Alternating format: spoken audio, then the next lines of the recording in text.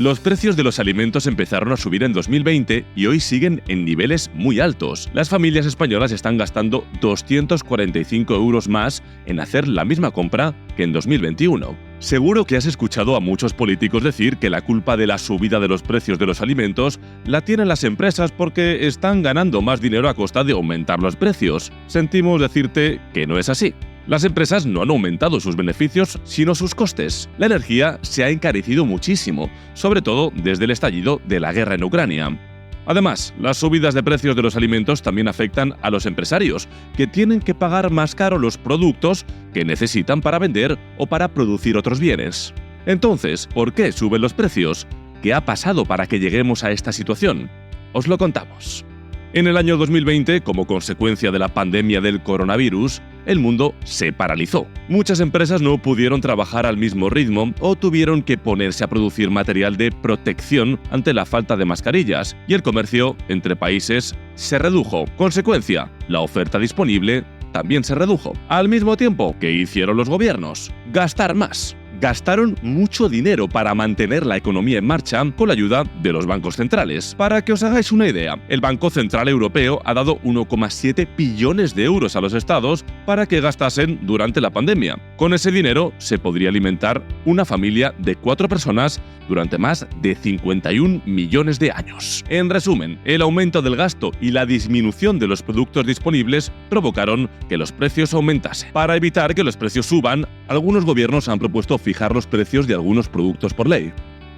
¿Es esto una buena idea? La verdad es que no. ¿Por qué? Porque produce escasez. Veamos qué ha pasado en aquellos países en los que, como en Hungría, el gobierno ha limitado los precios de algunos alimentos. En febrero de 2022, el gobierno de Viktor Orbán obligó a los supermercados y tiendas de alimentación a limitar los precios de alimentos como el azúcar, el pollo o la leche.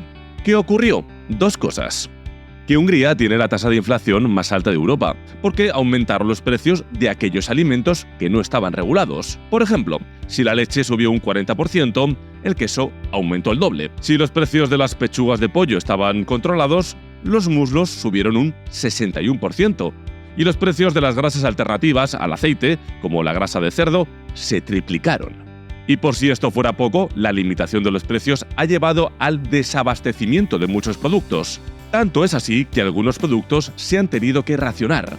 ¿Os acordáis de las cartillas de racionamiento de la posguerra? Algo similar ha ocurrido en Hungría. ¿Y por qué ocurre esto? Os lo explicamos. Los productores no pueden seguir produciendo si no cubren sus costes y obtienen ganancias.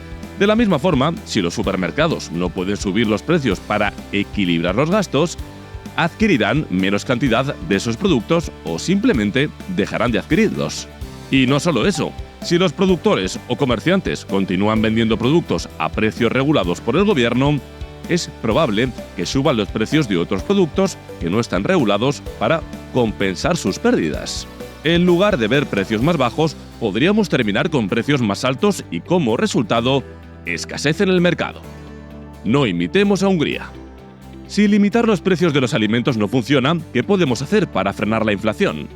Si os acordáis, acabamos de contar que se debe a un aumento excesivo del dinero que está circulando y del gasto de los gobiernos, y que eso, a su vez, provoca que los costes de las empresas también suban. Por eso podemos hacer dos cosas.